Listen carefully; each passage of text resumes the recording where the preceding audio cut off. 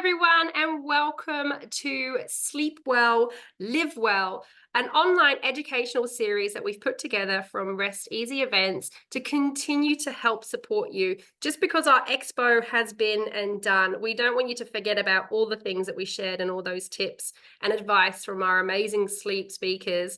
So we put together this online series to continue to support you. So thank you so much for joining us. Tonight, we are talking to sleep coaches Ryan Brooks and Sveti Williams. They've both very generously given up their time to join us this evening to share some of their expertise, what sleep is and what are the most common things that people face with sleep issues and how we can address them. So if at any point you do have questions, please pop them in the chat and we will get to a question and answer a little bit later as well. And if you are watching the replay, feel free to also email through any questions if anything is not covered, and I'll do my best to pass them over and we can help support you there as well. So we're actually going to open up the conversation tonight with Ryan. Ryan is going to do his presentation, followed by Sveti, and then there is that question and answer at the end. So over to you, Ryan. Thank you for joining us. Awesome. Thanks for having me, everybody. Just starting my PowerPoint presentation. I don't want to double up on what Sveti's going to say, so hopefully got everything going. All right, so what we can see here, I'm a sleep coach. I'm a trained counselor. I work in high schools as a guidance counselor at the moment, and lately I've been just helping my students get to sleep. So I'm titling this, What We Need to Target to Get Quality Sleep. And there's a nice target there. Okay, so I look at sleep. It's not just sleep, it's well-being with a sleep focus. So what is well-being? First up, well-being, mood and emotion, memory, cognition, physical health, like having that feel good. But that's contingent on if we're getting cellular restoration. So we're talking about muscle repair, protein synthesis, tissue growth, hormone release and balance, and neuron reorganization. But that level is contingent on sleep latency, sleep length, and sleep depth. We need all these to get that well-being, that holistic kind of concept. So what are our goals? Latency. It'd be nice to get to sleep within 15 minutes. Minimal wake-ups and about 7.5 hours sleep. I choose 7.5 hours because the sleep cycle, Sveti will get into it, is about 90 minutes. So if you times that by about 5, you get 5 nice sleep cycles. You might have seen Matt Walker. He's got some good TED Talks. Essentially, I'll let you look him up on YouTube. But if you're getting anything less than 6 hours of sleep, it's detrimental to your health. There's all these cellular activity that decreases, your natural killer cells go down. 711 genes apparently, but get dysregulated. But you can look that up yourself. We know that not enough sleep is not good for us. So the way I look at sleep with all the elements of our body and our brain is it's either active or sleep ready. Just like this mother has to take the time to lull the baby to bed, we need to be kind to ourselves. So the big picture is this element of us active or sleep ready so we can wind down to sleep? So what I'm going to focus on, I'm going to talk about here. So we know what happens in good sleepers. And this is the main thing, parasympathetic nervous system dominance. The opposite is sympathetic nervous system dominance, and that's linked to the fight or flight system. So think of fight or flight. I want to conceptualize for you is like energy. We don't need like energy to do things, to be alert when we're sleeping. We need the opposite, parasympathetic, which is rest and digest, or I like to say kind of rest and repair, because in sleep, when we have that, and good sleepers have that, their nervous system mode is set up for repair, and we need that in sleep. Heart rate dip. So I say the heart tells the story. In good sleep, your heart rate will dip 20 to 30% in really good sleepers. And that insinuates that the body's shut down so it can do all that repair and reorganization of neurons in the brain. We know that there's slower breathing. and muscles relax. And we stay fairly still. And also brain waves slow down. And I'll go into a little bit of mindfulness and explain why the brain waves are so important. And also the hormones of sleep are released as opposed to the hormones of energy, like adrenaline, cortisol. They're hormones of energy. And we don't want that when we're going to sleep. Otherwise, we're just going to be set up to be hypervigilant, and they'll make us stay awake at night, or at least wake up multiple times. So I'm going to show you two techniques. It's a breathing exercise and a stop thinking exercise. The mind, if we're just daydreaming, it can jump around 60 things in a minute. We need to focus our mind and control it. So we focus on one thing so the mind can wind down. I'm going to show you this app. It's this sensor. It's a biofeedback device. It tracks heart rate variability. So it tracks your heart rate in real time. I'm just going to put it on my ear here to show you how it works. Clip it on here. I'm activating, I'm sure you can see this, the app. It's by the Heart Math Institute. There's only a few devices linked to your phone that can measure that beat-to-beat measurement. And I'll explain why. So here, this is an example of the graph of beat-to-beat measurement. So we're going to do about a 5-second inhale, 5-second exhale, all through the nose. So as you can see, when the heart speeds up, that's when you are inhaling. And when it slows down, that's when you're exhaling, 5 seconds in, 5 seconds out. And this heart rate pattern insinuates parasympathetic dominance. That's how we know that the body is calmed down, it feels safe, and it's in a mode of rest and repair. This is the opposite. Someone's doing the breathing, but they're so, I guess, anxious, alert, that the heart's very, it's a bit irregular, but it's more rigid, and it doesn't have that nice dynamic range that the one at the bottom has. The heart is meant to adapt. You stand up, it changes. You swallow, it changes. It constantly adapting to everything we do. But we need to kind of force the body to remind itself how to get into that rest and repair mode. And we can correlate it with how we feel to the data. I think just want to explain here once. This is me actually when I was really stressed. Oh, damn. Sorry. I was a bit stressed and I had to do this exercise twice. So one 10-minute and then a second 10-minute. So when I got to the 16-minute part, boom, I did the breathing, and then it took me 16 minutes to regulate myself. And then I was calm, and I got to this beautiful heart rate pattern. So even I can get into what they call coherence in about 20 seconds now, but I just want to let you know that you got to put the time into breathing. So I'm going to, normally when I was at the expo, I got someone to do it, but we're just going to breathe for about 3 minutes here. I've got a YouTube clip here that we can, how do I change this? Can you tell me if you can see that, or is it still the PowerPoint? Still the PowerPoint? I think I need to unshare. There I go. Share. All right. So just listen to this. Right. We're going to induce heart rate variability resonance by using the holy trinity of breath. And all you need to do is find the breath that's comfortable for you and follow along. This breath is 6 breaths per minute. Let's take a deep breath I'll in. talk as we're doing. In through the nose. Out. Hold the way, and let's begin.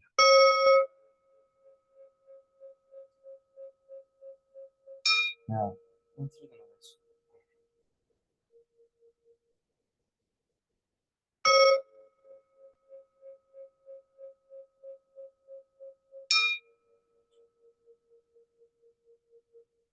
So what we're doing here, we're doing the opposite of what we do when we're stressed. When we're stressed, we breathe shallow and we breathe quickly. So we're purposefully slowing down the breathing and breathing deeper. And then after a while, the breath will control the heart rate.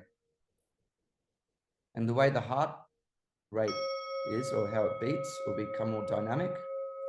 And it's the biggest indicator of parasympathetic dominance. And we know we need parasympathetic dominance in really good sleep because that's where we repair. And it's more important than just sleep. Parasympathetic dominance is linked to good digestion, nutrient absorption, your immune system, good immunity, and even fertility.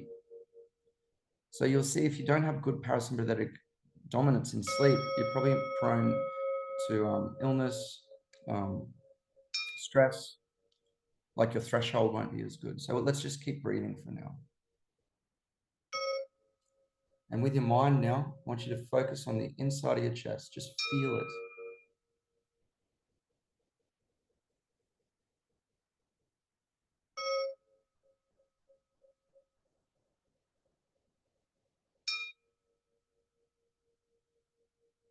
So it's all about keeping the speed the same. Putting your breath on cruise control. And every time you have that thought, just bring it back to sensing the inside of your chest.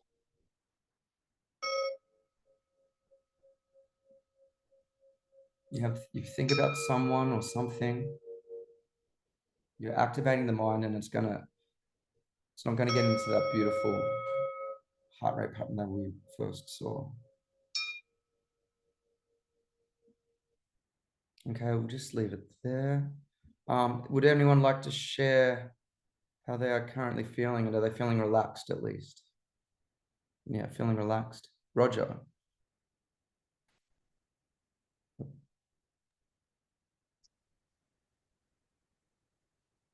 Oh, you're not coming through. Oh, there you go. Hello?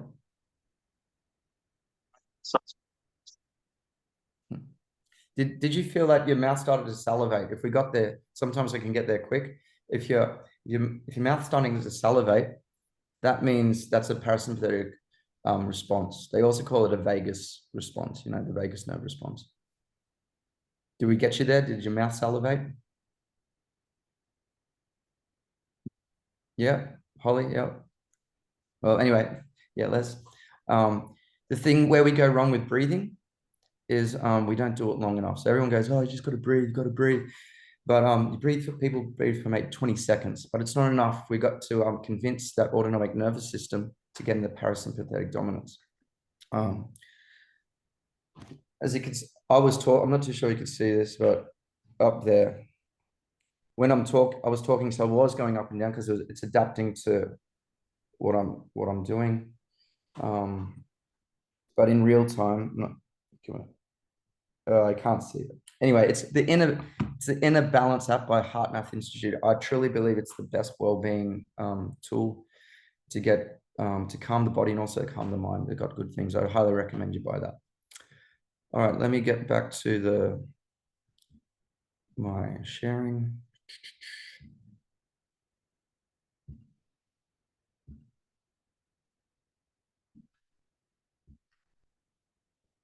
All right, so yeah, how'd you feel? It was only 2 minutes, but I'm hoping that you felt relaxed and your mind started to wind down.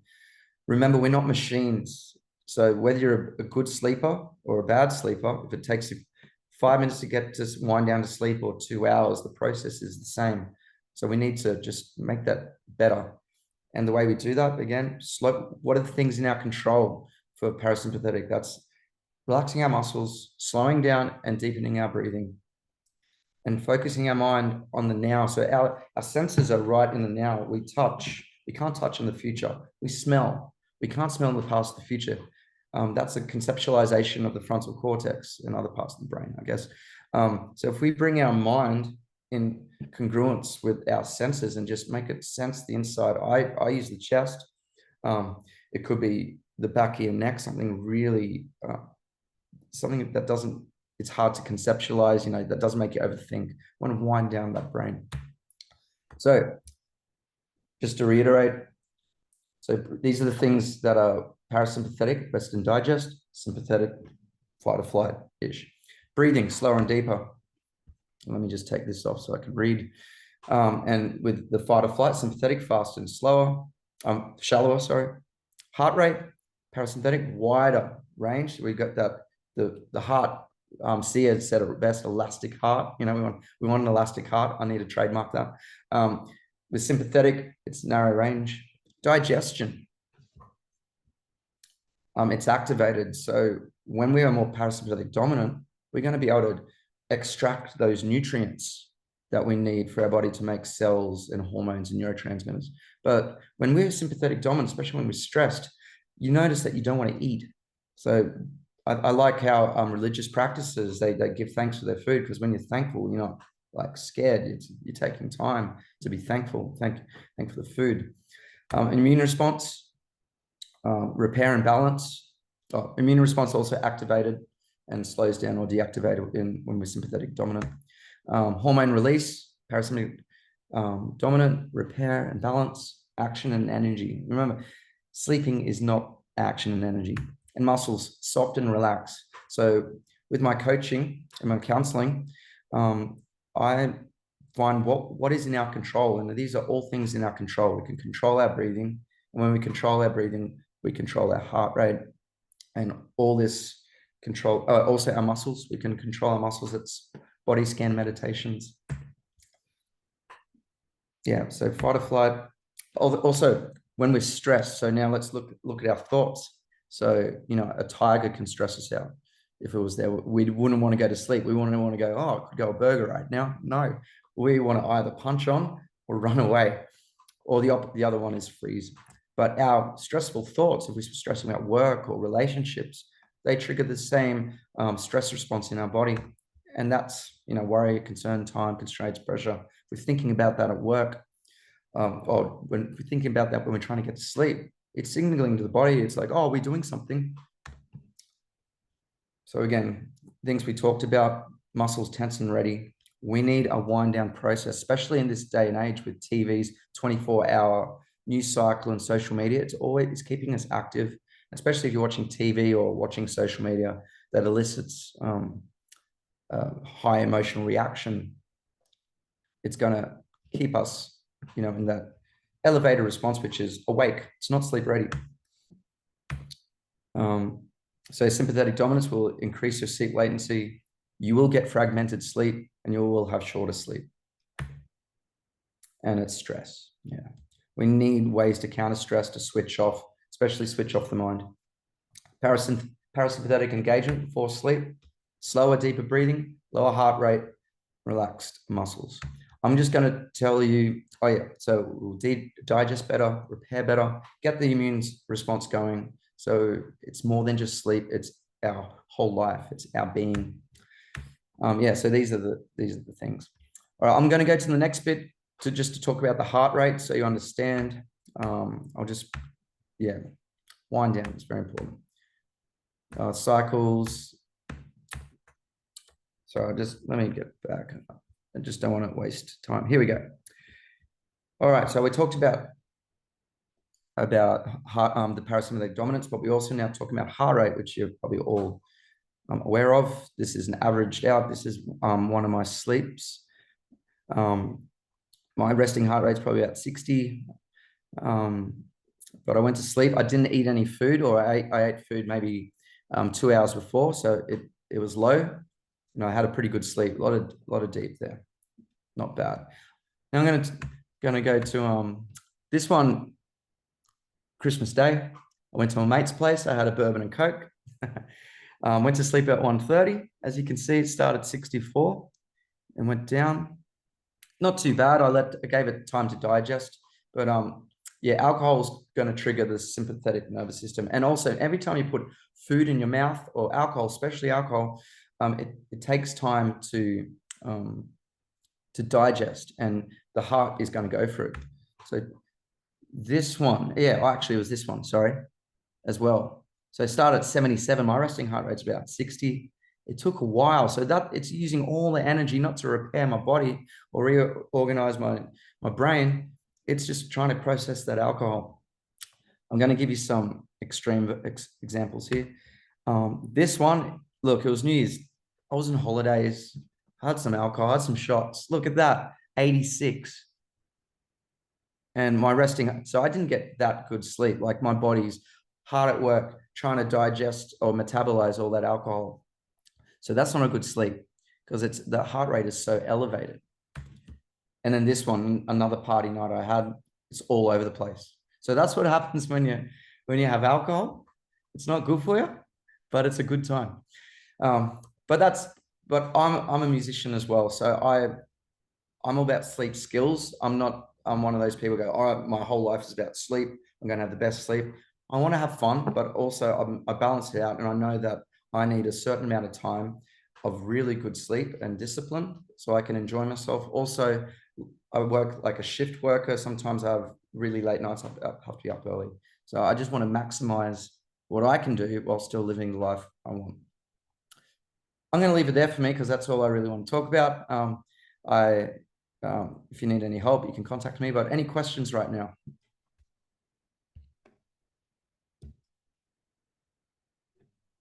There's 4. I'm going to feel relaxed. Oh, yeah. You can pop your questions in the chat. If not, we will come back to them at the end. But thank you so much, Ryan. That was great. It's really interesting to look at that whole how your heart rate affects your sleep and just a different angle of looking at what your sleep patterns look like. I am going to be sending out a post Zoom email, and I will include details like the app that you were talking about, a link to the meditation that Ryan shared and things like that as well, so everyone can sort of check those out in their own time. All right. So let's move on to our second sleep coach. We've got Sveti Williams, who comes from Sleep Academy Online. Hello, how are you? Good. Thanks so much for having me, Holly, and Rest Easy Expo that you organized for all of us to benefit from. And Ryan, thanks so much for your wisdom. I appreciate everything you do in sleep world, and you too, Holly.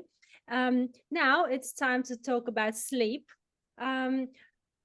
So we're not here to speak about sleep science. We're not at the university, but really, what really bothers us in our society these days is why can't we sleep, really? And like you mentioned, Ryan, Matthew Walker wrote a book, Why We Sleep, but I'm going to talk about why we don't sleep today. So reality of our pandemic, world's pandemic of non-sleepers, including myself and probably everybody on this call and everybody who's going to watch this recording and everybody out there, really, our children, our parents, and us too. Why don't we sleep? So like Ryan mentioned, we humans run on predominantly those 2 main nervous system in our bodies. So really, our sympathetic nervous system gets us going in the morning, and parasympathetic that gets us to get all sweet and cozy and go to sleep and stay nice and mellow. So, but what is the reality of not being able to sleep these days? Sometimes I even thought maybe we actually, as a human society, we forgot how to sleep. But when I delve deeper into our science, into our psychology, biology, physiology, and everything that we are made of, reality is it's not that we've forgotten how to sleep. We actually forgotten how to relax. And this is where our parasympathetic nervous system struggles with things that we're doing all day long and all night long, really. So how do we actually get to sleep and why we're not sleeping? So reality is that in our lives right now, we are exposed to a lot of information. By the time we drive from home to work, we're already exposed to a million things. And imagine our brains trying to process all that during the day. And when we're trying to sleep at night, our brain is trying to process all that into long-term memory during our deep sleep. And imagine when you when you're in your REM sleep, it's like a processing center is switched on, where the brain is trying to think, where is this information going? How am I going to process all of this? And this is why we cannot switch into deep sleep. We go into REM, we might come back to light sleep, and we might wake up even in between. Basically, like Ryan said, we sleep in cycles, and each cycle in a healthy adult goes up to about between an hour and 90 minutes. In children, it's about between 30 minutes and an hour. So really, the brain is trying to go to sleep, but yet all of the information that we've got during the day, we just can't get there. So let alone to our deep sleep, the most restorative sleep, where we get all of our human growth hormone pumping, all of our memory, long-term memory storage happening, where all of our cells repair, our rejuvenation, our everything that we need for healing, for memory, long-term memory, and for basic human growing new cells in a way. So when we grow new cells, we need to grow healthy cells. So our REM sleep, we need for short memory, I wouldn't say consolidation, but the process. The deep sleep is more about consolidation. So really, if you're not going to sleep well tonight, you're not going to remember what we've been speaking about tonight in this talk. So you really have to rewatch it tomorrow if you don't sleep well tonight. So I wanna save your time, and I want you to sleep well tonight. So I will show you a couple of exercises that you can do to go to sleep quick or quicker. Or also, if you do wake up during the night, you can go back to sleep pretty quick.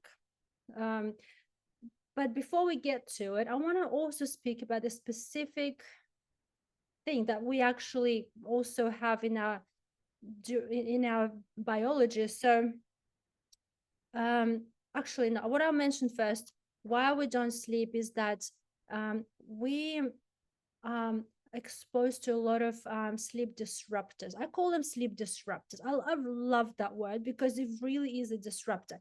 Basically, those things that stimulate the brain, stimulate our body, and stimulate everything that you think about. I call them sleep disruptors. And those things are very common things, like say caffeine, things that lights. Right now we have all these lights. Since the invention of electricity, we suffer from poor sleep. So the lights, the blue and green lights, we don't even see blue and green light waves, but we actually absorb it straight into the optic nerve, straight through the optic nerve into our eye, straight into the middle of the brain. And this is where the sleep center is. This is the control system for sleep and for our relaxation as well. So when the green and blue light enters our optic nerve, it absolutely stops the production of melatonin. So imagine being exposed to devices. No wonder we can't sleep. No wonder our children can't sleep. So, yeah.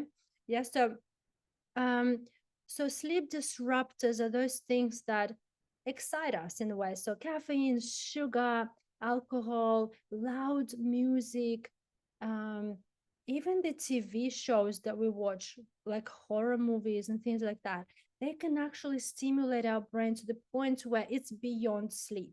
It's beyond relaxation, and it's beyond parasympathetic nervous system dominance. So those sleep disruptors, we need to introduce sleep enhancers.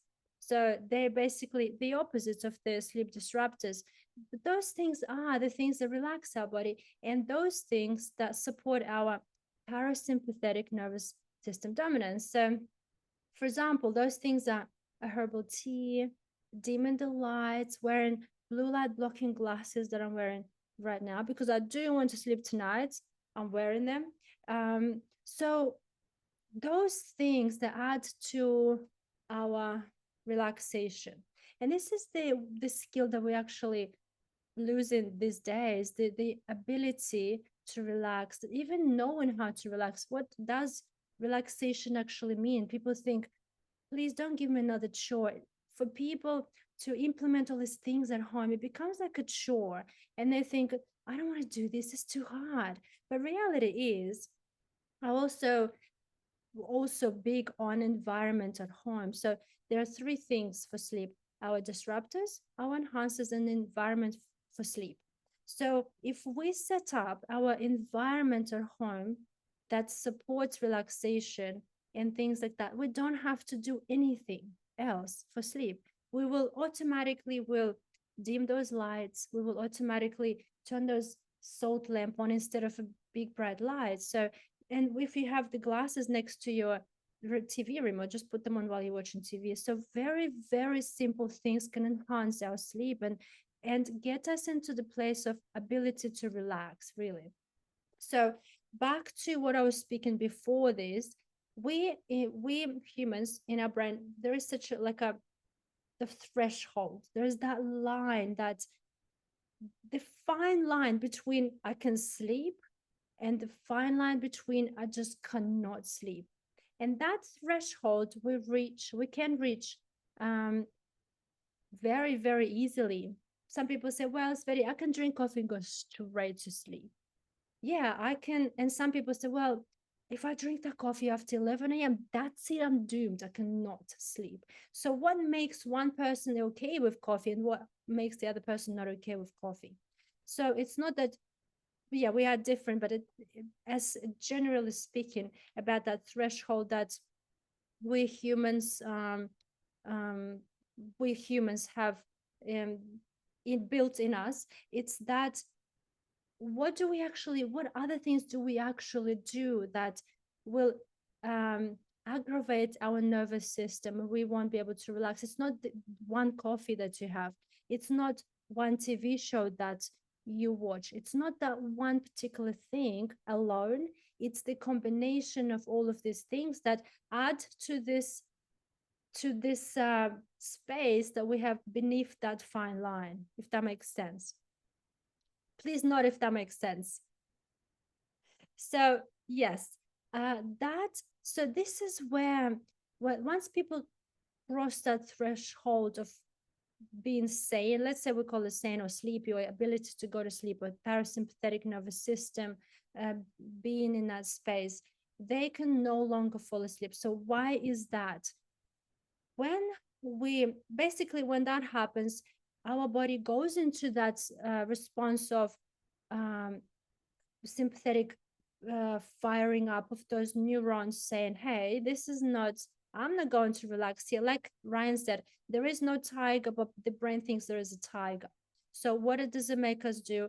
We have to be in a place of survival. And usually we either want to run, we want to fight it, or we basically freeze and we can't do anything, we can't think of anything, we can't really actually function properly. So why does that happen? Let's say, yeah, well, this is why it happens, because the body now thinks that it needs to survive, and because there's so much stimulus in the body, and it doesn't have to be huge stress. We don't have to be stressed every single night out of our minds not to be able to sleep. We can be that one coffee you've had. Yeah, you might think that's what it is, but the reality is it's the combination of many, many things that your brain probably hasn't even processed from the day before, or from the night before, from the week before. Again, we're not going to delve into a lot of psychology here, but it's a psychology, it's the biology, and all of this mixed together becomes like a sleepless cocktail boiling in our head. So what the brain does also, people said to me, what's the best time to go to sleep? I always tell people before 10 p.m. 10 p.m. used to be just completely asleep. But why is that? You see, when you're sitting on the couch at night and thinking, I'm going to watch this one more show because I'm not feeling sleepy, or I just want to do this one more thing before I go to bed. I'm just going to do this one more phone call, this one more text, this whatever you're doing, this one more thing that you might be doing. That one more thing will throw you over that threshold, and also will throw your body into that save me basically response, fight or flight response. So now the brain thinks, wait a minute, I need to save myself from the danger. Is there danger? So the neurons started to fire, and they will no longer will be able to sleep. And this is and when you look at the biology of this situation, it might take you up to 6 hours to actually come back to relaxation from that state. I'm not saying it will take you 6 hours, but biologically it might take you there to come back about 6 hours. You might be in a place where you can come back to this relaxation, but you will then have to put effort into relaxing. Where before 10 p.m., your body was naturally ready for that sleep, but you might not feel sleepy immediately. You don't have to be, falling off the couch asleep, thinking I'm ready for sleep. No, you could be fully awake, but yet going to bed, and therefore your body knows now it's time for bed. It's like a training. It's like you're training your child to go to bed before 8 p.m., whatever time. You're training your own brain to remember. So again, we're speaking about cues to trigger your brain into this response of, okay, now I'm going into parasympathetic system.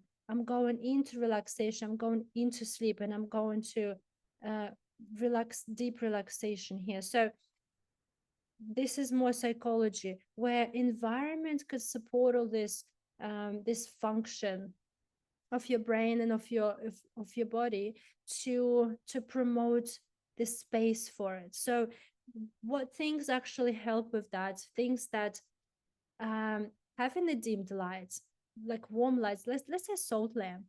Very, very simple. If you don't like salt lamp, there are other lamps that you can buy, very soft lights. You can buy red lights lamp, really. So there's everything available in the market today. And if you try wearing blue light blocking glasses, very small things can actually promote that environment for your brain to actually trigger. The brain, as powerful as our brain is, as much as and as little we know about the brain is actually quite easy to trick. So we can trick the brain with things like half an hour before bed, we have a hot shower. What that does, during having that warmth, surrounded by warmth, the body will begin to relax. So after the shower, if we have a warm cup of tea, it doesn't have to be a big cup of tea, because people say, look, I just don't want to go to bed to pee all night. So it's not about the quantity this hour of the night. It's more about the potency of the tea. So reality is you can put 2 tea bags of chamomile tea into a very small coffee cup, really. And it's the potency that your body will respond to, and you won't have to get up and pee all night. So the small things like that will trick or tell your brain that it is actually time for sleep, and will respond really well to these cues, to these tricks, and to these very small habits. And you really won't have to do much extra to go to sleep. But if you do need those extra things, I will teach you a couple of things you can do to actually slow down your brain. These days, we do suffer from the overactive brain. So, but first of all, let's just do this other exercise. If you put your hands like this and find your ribs and actually dig underneath your ribs. Actually, no, don't stop doing it. Stop doing it. One more step before that. I want you to sit back and just feel your breathing. How easy is it to breathe? Just normal breathing, your normal breathing. But just notice how hard is it to breathe, or how easy it is to breathe. Take about 2 breaths,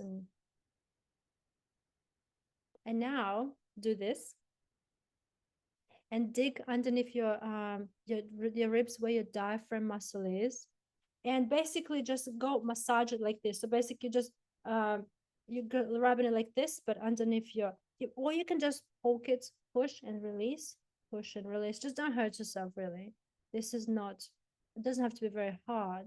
You just gotta activate this muscle, switch it on, because this is, you know, diaphragm is the second most important muscle in the body after the heart. And the apex, the pointy bit of the heart, is actually attached to diaphragm. So diaphragm is what makes our lungs take that breath and also makes us to release that breath too. So in most people, even children, our diaphragm muscle gets really, really tight from different reasons: stress, shallow breathing, having a flu or COVID. Things happen, you know. So if you activate this diaphragm, now sit back and feel your breathing. And nod if it's easier to breathe after you've done that. Now, when you lie in bed, it's actually much, much easier to do that. So if you lie on your back, you're in bed before 10 p.m., you've done all of your things that you could for relaxation, really.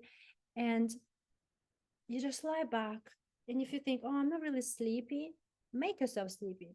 Lie down, do this diaphragm activation, do the breathing exercise that Ryan taught you, 5 seconds in, 5 seconds out, breathing. Do that for as long as you can. You will start yawning within first 20 seconds. It's a guarantee.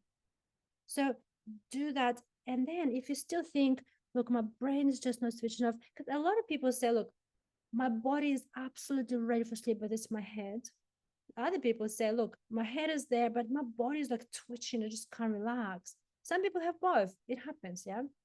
So this exercise is more for the body. This is the diaphragm for the breathing, to activate that parasympathetic nervous system, to start taking over.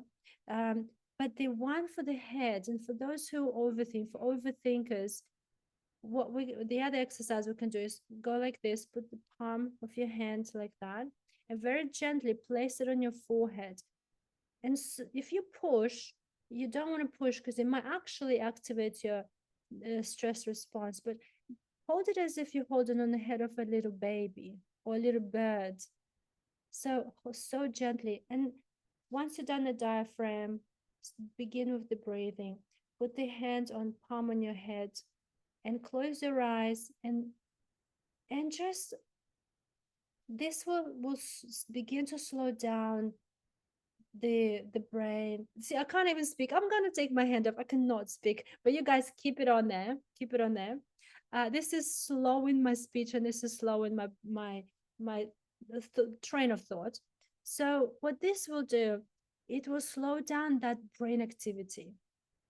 I can't even speak anymore. That's it. I'm going to bed.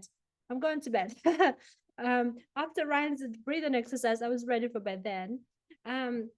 Yes, please try that tonight without much more explanation. These are just very, very simple. So there you go. You've got breathing technique from Ryan. You've got diaphragm activation to support that. And then you've got the brain here to slow down your brain. And, you know, the breathing and the diaphragm and the brain, you can do that any time of the night. You can do that any time of the day if you want to calm down from stress. You come home from traffic and whatever, bad day at work. Do that. It will slow you down. It will switch you off from the daily stresses, and it will help you to get into the zone of relaxation, into that parasympathetic being in a way. So I hope these exercises are very helpful, but obviously there are more, but these are just something you can try tonight. And please give us some feedback tomorrow, a day before. Try this tonight, try this for 3 days in a row, 7 days. Try this every single day. Let us know. Email Holly or text Holly, text me, just pop a comment, whatever, you know. Let us know how we're going with this, how we're sleeping. Is it better, or is there anything else that you need to help you with good sleep? We can only give you so much in 20 minutes, really. But back to Holly, because we're now going to answer questions if you have any pressing sleep questions. So yeah, thanks so much for being here, and I appreciate every one of you, and Holly, especially you, for organizing this. Ah, thank you. That was brilliant. And what I love about what you both just shared is how practical they are. And like you say, you don't need anything else. We've got everything that we need, sort of thing, in our own being, but we forget to use it. And you might have heard some of these breathing techniques before, or you might have heard some of the things that they've both shared before, but we always need those constant reminders because we do forget. So hearing it again, I hope that it's triggered something in you that you can now go, I really need to do that. I know I should be doing that.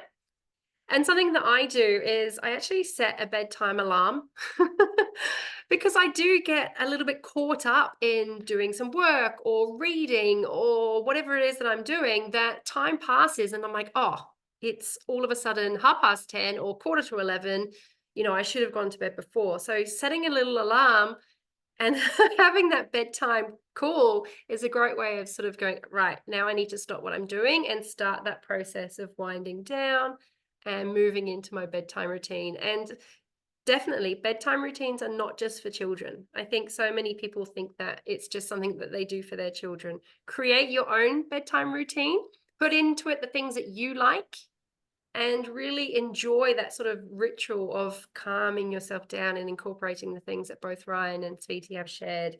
So if you do have any questions, feel free to unmute yourself and ask away, or if you're more comfortable putting them in the chat, I can read them out, but we would love to hear from you so that we can answer them live while we're all still here. So do we have any questions at all? Roger, you were saying that you had trouble staying asleep. What other sort of sleep issues is everybody else having? Is that a common thing with everybody, or is it falling asleep, or is it just the constant waking or broken sleep? Falling asleep or waking up. Yeah. I find just doing the breathing once a day, just to show the body how to get into that mode, it helps with latency and also going deeper. Yeah, the 3 a.m. active mind.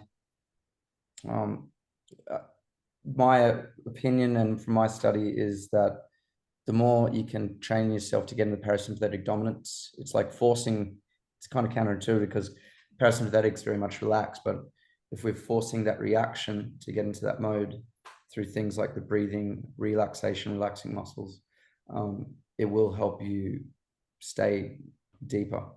And when I don't do what I preach, I'm the same, I wake up all the time. So I got to do my breathing for the day. And the second, have you guys all heard of heart rate variability? You can track it on, I've got an Apple Watch. It tracks heart rate variability. And when you get it 80 milliseconds and over, it's a good sign you're in parasympathetic dominance. When I get to 100, I'm happy. But when I do the breathings, it will go over 200. But I've been doing this for a while. Exercise is important. But yeah, there's my thoughts on that.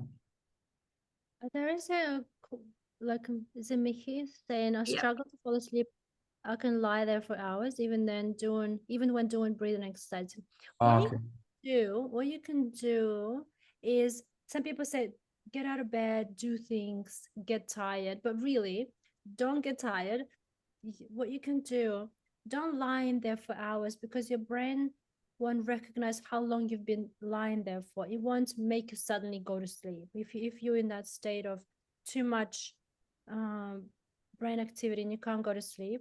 So you do get up, but don't turn the lights on. There's things you can do. So get up, and what you need to do is have a very small light, or even just like a night light. Turn that on, so you're not aggravating, making it worse for yourself in the brain, but rather do that and move in a slow motion. So you're trying to keep that, like, again, heart rate. You're trying to keep your heart rate at about 60, 65. Well, let's say 70. You're not trying to get your heart rate up to 110, because then it will take you time for more breathing and more. You will have to implement more things to go back to relaxation. But if you just go into slow motion mode, keep the heart rate very low, go to the kitchen, make that cup of tea, the chamomile tea, and just slowly sip on a warm cup of tea. And then slowly walk back to your room and lie in bed. You will find yourself going to sleep okay. It's that time.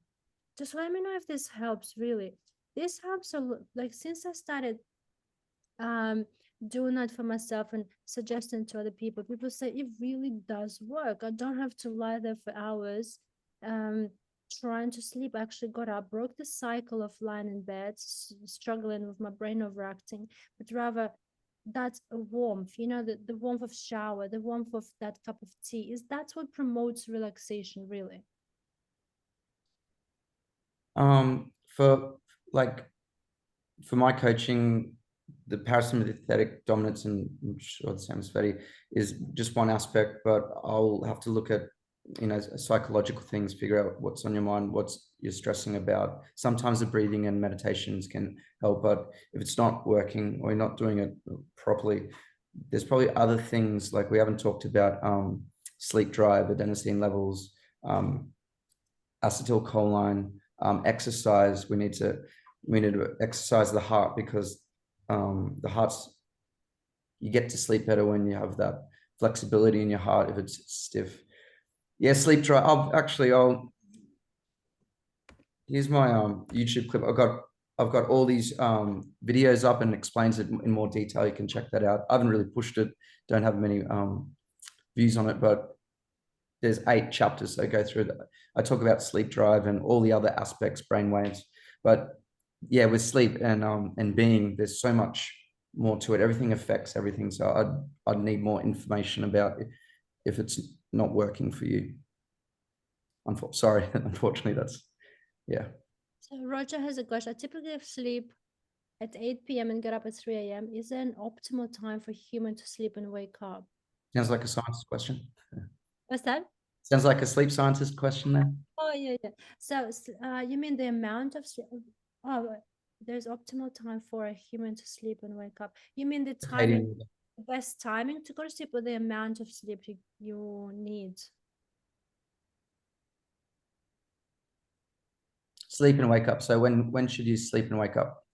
Yeah, so really, we've run through different, like we are the same, but we are different. So if you're going to sleep that early, that's okay. And if you wake up at 3, if you're happy with that, that's 7 hours of sleep. I wonder if that's enough for you, because when they did studies, they actually discovered that people need 8.25 hours of sleep. So that's about 8 hours and 15 minutes. So that's when they did this study with many individuals, put them in one environment without any daylight exposure. But that's on average. If you're okay with 7 hours, but really at 3 a.m. you would want to get another hour. So if you do that, try to do, if you want to go back to sleep, it's either the music that you can find online. Even there is some music on Sleep Academy YouTube also, like the with the embedded delta waves that actually. So when we did studies at the hospital, we look at the different brain waves, at the different brain activity during sleep. So the best sleep, I mean, the deeper sleep is the delta wave. That's where we go into deep sleep. So these videos have the brain wave in that music. So when you begin to listening to that music, your brain will begin to tune to that tune, to that wave. Yeah. So yeah, so train brain training. Yeah, exactly. So that might be a shortcut. But also, what you can do with that kind of music, you can start listening to it in the evening. People make a mistake. They start listening to that music when they're in bed. Do that before you go to bed. After you had your shower, when you're having your cup of tea, get your brain. This is the most optimal time to begin to listen to that, because that's when you begin to train your brain. Oh, look, my brain is relaxing before I even get to bed. And when you are in bed, you're actually ready for sleep. When people lie in bed, they're trying to find the music, expose themselves to these lights, and that's already too late. So forget it. Yeah. But when they already prepared, the brain, it's already, the music is playing on the background. Nobody even knows it's playing, but it's there. And if you do get up at 3 a.m. and you want to get another hour or two, have that music handy, so you don't have to actually look for it, but it's there, and you like the path of least resistance, really. So you just press that music and it's playing. Or also start doing this, start breathing that deeply. You will eventually go to sleep, unless your brain is so active. I know your work is pretty busy, so you might be thinking of work already and things, but again, come back to psychology, yeah, where we train our brain, not now, later. When we begin to think about things like, oh, I'm gonna do this, I'm gonna do that, like we're busy moms and we're busy parents, we're busy with work and everything, the brain is ready to begin the day, but it's too early. Your biology is not there yet. Yes, so your body is like, no, but I'm still tired. But the brain is getting really active. So you can train your brain to say, not now, later. I'll get to that later. And if the more you say that to yourself, the brain will listen. It will listen eventually. So just things like that. There's more things you can do. And if you want, I'll think of those things and I'll come back to you. But just implementing things like that. So those things are not hard for you to reach for when you are lying there at 3 a.m. Just remember this, remember diaphragm, the breathing 5 and 5. You can breathe 4 and 4. It really doesn't have to be really, really deep breathing. Some people actually don't like really deep breathing. Some people really like it. So just find your optimal, rhythm, and then that relaxes you, and just do that. I guess a question also is, are you going to sleep at 8 because you're exhausted because you've been up since 3? Or is it due to work that you go to bed at 8? Or is that just because you're exhausted by then?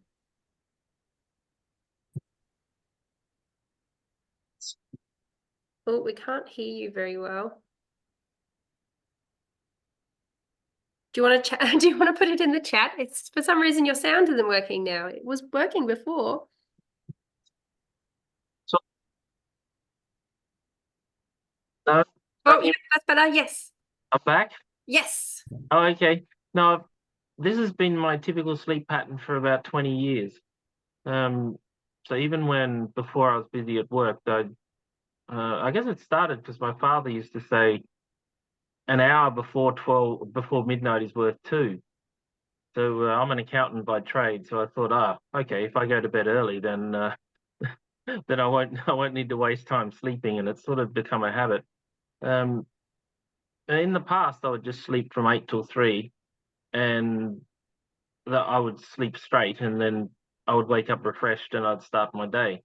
It's only been the last few years, I guess, the last 3 or 4 years, that I've started to wake up on numerous occasions, and but I still feel good at 3. Like it's a really lovely time to be up, because it's still the dead of the night, and the dawn hasn't started yet, and it's just a wonderful time to do things, because for 2 hours from 3 till 5, I truly have my own time. Mm. Yeah, I guess I've grown used to that, and I'm sort of I have tried to sleep past 3 a.m., but I find that that feeling when you oversleep and you actually become tired from oversleeping. Yeah, if I sleep past 3 a.m., then I I feel like think, I've overslept.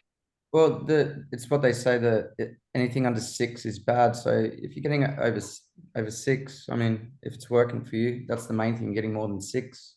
And Yeah, do you dream? Do you dream?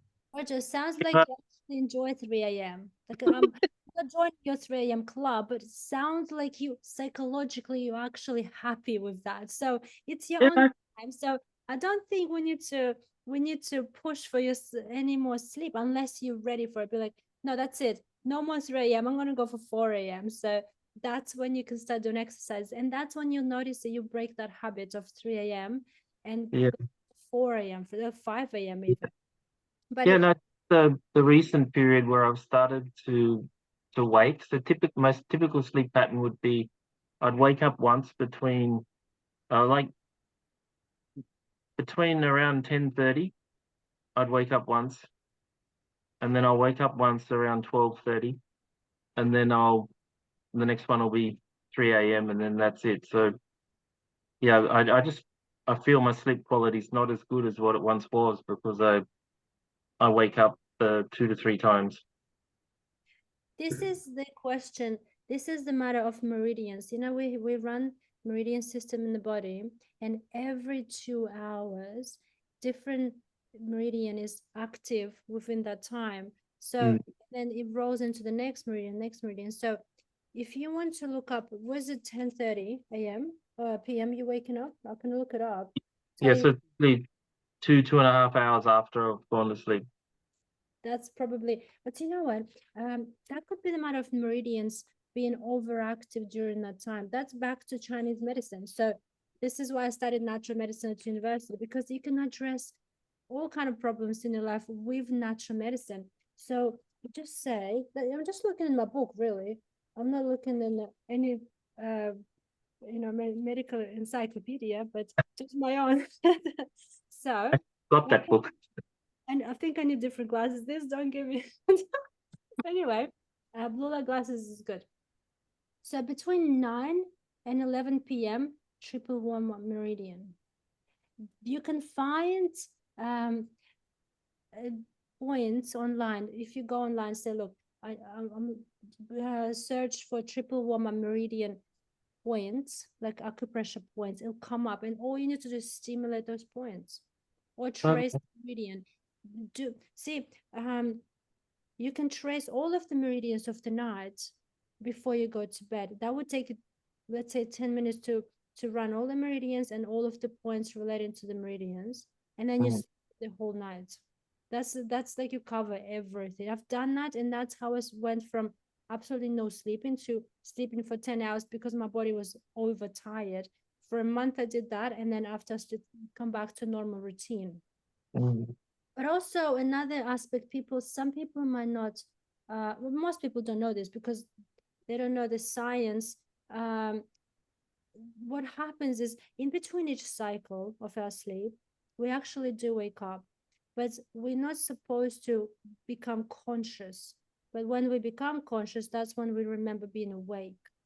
So we go through stages of light sleep, deep sleep, REM sleep again. And then we have a period of waking in between. And then we go again, light sleep, deep sleep, REM sleep. So it's like sleep architecture, goes up and down in the brain waves. So it's like all over the place. But we do have, when we look at this sleep study on the monitor at the hospital, we see moments of waking, but the people don't remember them. And we're not supposed to be consciously awake. But in your case, you might be consciously awake in between the cycles. See, it's not easy to wake somebody from deep sleep. It's easy to wake somebody from REM sleep or light sleep. But deep sleep, you literally, if you can't wake somebody, they are in deep sleep and you can shake them, they will wake up eventually. But that will just tell you they're in that deep sleep. So in your situation, it might be the matter of meridians being overactive. It could just be stress. It could be illness. It could be anything, really. Bad weather, these just could be anything. Or moon, it's, who knows what can disrupt our systems. Or could just be, but again, waking up in between the sleep cycles could also be caused by stress or even stress in the past, 20 years ago. People still remember things like that or nightmares. Just there's so many things can affect our sleep in many, many ways. So I can include a link if you don't mind sharing with us, and then that might be pointers of what sort of pressure points and that sort of stuff that you can sort of look at for that. Yeah. That's really interesting. Well, what I can do, I can is everyone can just buy your book. Well, I'm not trying to sell my book, but I'm going to share my wisdom. So I can actually include this like as an attachment, like the meridian cycle of, well, you can just, it's online. It could be online. But to make it easy, really, I can attach this image for everyone to have just for reference. If you look at the different time of the night, this is 24-hour cycle, really. So between 9 and 11, 11 to 1 a.m. it's gallbladder, and it's going liver, lung, large intestine, stomach, spleen. So every 2 hours. And if you do notice you're waking up between those 2 hours, just go on Google and find that meridian acupressure point. Brilliant. And try them, really just try. It could be very, very simple. And do that. You can do that. Let's say you wake up between that hours, and that's lung meridian. So activate those points before you go to bed. And also when you wake up in the middle of the night, do them too. Great. Thank you. That's really helpful. Sorry. Are there any other questions from anybody at all? Oh, Les has asked, how long did you do the breathing exercise before it made a significant difference? Well, so the body's more powerful than the brain. If it's, you notice you feel emotions in the body, and you can think positively, but you still feel that. So it might take a little while. I know with my students, I have students who it took 2 hours to get to sleep, and they're only getting 3 hours. They did the breathing and did the mind, focus in 5 minutes, and they've gone from, but they're teams. It's easy to change when you're younger. As you get older, it does get harder. But you should notice a difference gradually. So I recommend, you'll see on my YouTube clips, it's talk about the breathing. I'm show you how to do it. Do a 10-minute session during the day. So you just got to show the body how to get into that mode.